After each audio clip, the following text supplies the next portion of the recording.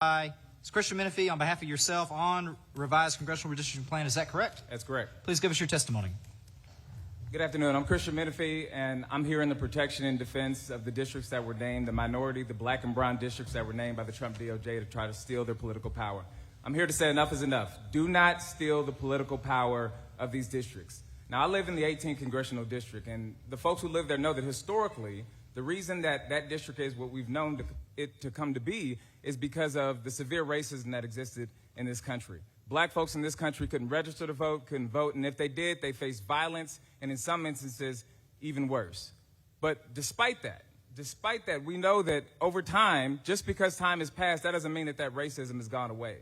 You got redlining, you got blocking people's access to Capitol, and over time, you've seen that the relics of that racism still exist today. That's why if you go throughout the 18th Congressional District, you'll see food deserts. That's why there are communities in the 18th Congressional District that have 9 or 10 concrete batch plants in a mile of a single community. That's why you have lower life expectancy, and that's why you got cancer clusters all across the 18th Congressional District.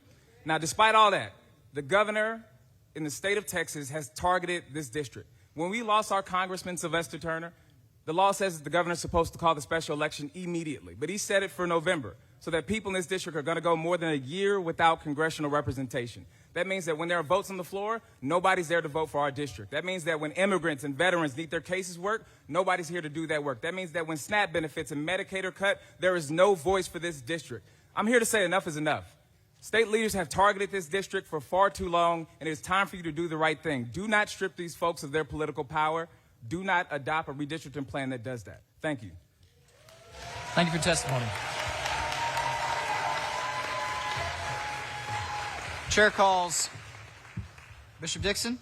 Thank you, Mr. Chairman. Mr. Dixon, I'll show you registered to testify on behalf of the NAACP and Ministers of Houston. Is that correct? That's correct. And that's on the revised congressional redistricting plan. Yes, sir. Please give us your testimony. Thank you, Mr. Chairman. And to all of the representatives here, welcome to Houston, and thank all of you for being here today. I represent the Houston NAACP, and I'm also privileged to speak for the state NAACP, along with, of course, pastors across the city of Houston and the Community of Faith Church, which has been in District 18 long before it was a district. Our church is 150 years old, founded by the formerly enslaved Reverend Jack Yates, for whom the area high school is named, who helped purchase Emancipation Park in District 18. I want to say that because those individuals who are making decisions about the future of District 18 and 9 and the other districts mentioned need to really understand the richness of the history and the value that representation has added not just to people of color, but to everyone who resides in the greater Houston and Harris County community. That's very important. We're here today under unfortunate circumstances, as it's been articulated multiple times. We have a census every 10 years, the data from which should dictate necessary changes to the maps for congressional representation. That is a common sense plan. We're here today not because the data has dictated it.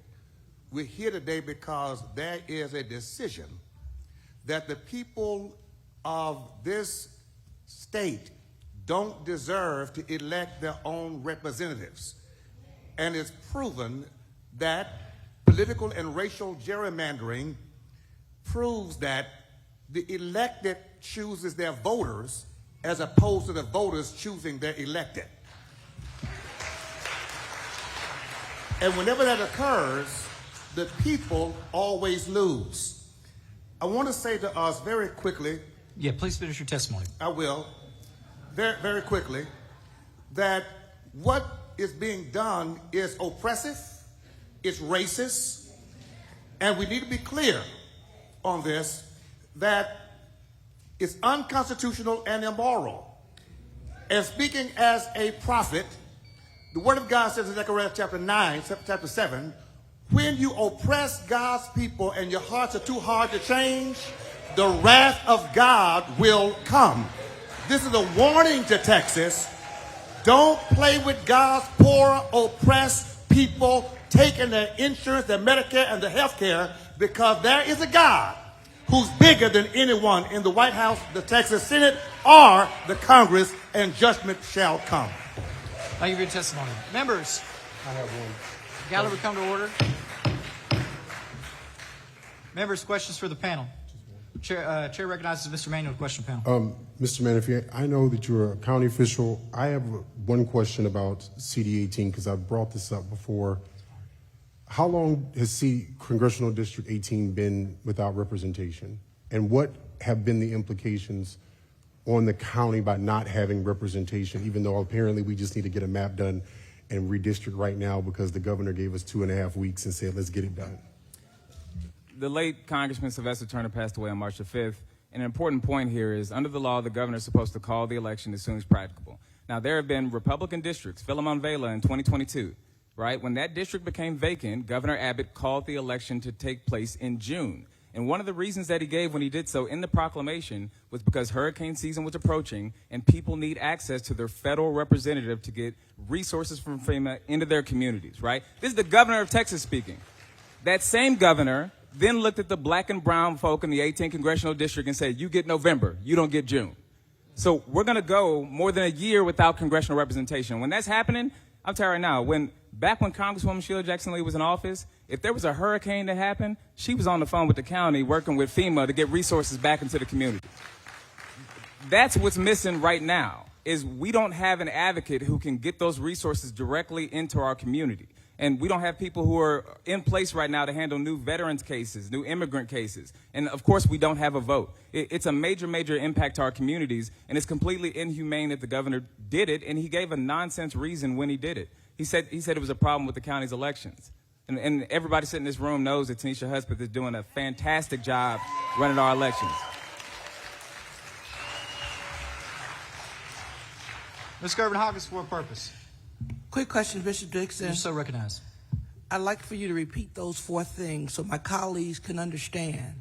This is serious business. Serious business. And we do not need someone in D.C. in the White House putting their arm in Texas and destroying and dividing our community. What are those 4 things you just said? We're dealing with oppressing poor people, taking their health care. This is Medicaid, this is SNAP. Oppressing our seniors. This is life and death. And when you take away people's health care, their food, oppress the poor, God always responds on behalf of the oppressed.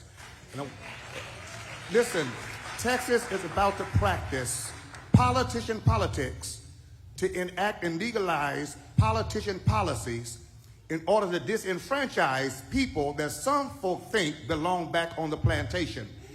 We need to understand that this is against the laws of God and not just the laws of the legislature. It's a higher law than that. And I'm asking every Texan, black, white, brown, Democrat, Republican, if you say you love God, you love people, you've got to love the right people right now and enact the right policies, or your name will be guilty of the blood that it will cost. Thank you, Mr. Dixon. Mr. Chairman, Dean Thompson, for what purpose? I'd like to ask Mr. Menefee a question. You're so recognized. Mr. Menefee, if I live in the 18th congressional district, are there not cancer clusters there that's not being taken care of? That's right. Are there not being concrete batching plants? We have over 300 batching plants in that area that people are inundated with. Isn't that also a problem there? Yes, there is. And there have also been other EPA problems that impact the health and safety, not only of the people, but all of the people that live within that geographical area that are impacted. That's 100% right. When Congresswoman Sheila Jackson Lee was in office, she was one of the people who was at the table that got the EPA into Fifth Ward to start doing additional testing to address the cancer clusters. When we at the county filed a lawsuit against the state over its failure to regulate concrete batch plants in black and brown neighborhoods, it was Congresswoman Sheila Jackson Lee who helped get the EPA involved to get the TCQ to change the rules. Time after time after time, you've seen that having a fierce advocate in Congress who is focused on environmental justice can really move the needle for people. But right now, folks are dying without a voice. Folks are sick without a voice because the governor decided to play politics with a seat, but he's playing politics with these people's lives. And we've been denied a representation. No representation right now. Thank you. Members, any other questions for the members of this panel? Hearing none, thank you for your testimony. This panel is excused. Chair calls Lanita Robinson, Eric Ross, Ebony Rain Eatman, and